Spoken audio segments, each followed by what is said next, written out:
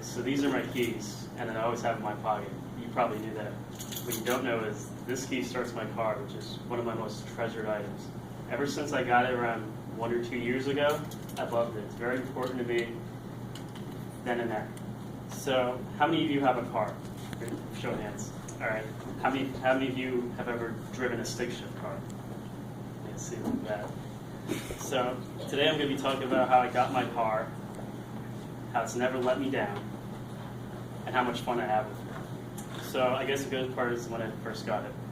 My mom taught me how to drive stick shift when I was 16 and I was getting my license, and I absolutely fell in love with it. So I said I had to get a car like that myself.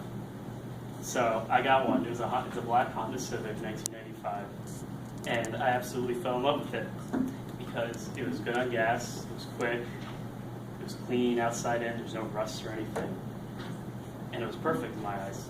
So that goes on to my next point. It never broke down to me. It has 199,000 miles on its creeping on 200. And you might be asking, oh, well, a car that old with that many miles, it's probably going to break down at some point. It hasn't happened to me. It's never left me stranded. I never had a horror story being left on the side of the road or anything. I never had to get it towed home. And any part that broke down is cheap to fix. There's nothing wrong with it. And then that goes on to my third point. It's fun to drive. It's fun to drive. Why? Because it's a manual. It's not just like you have to be engaged with it.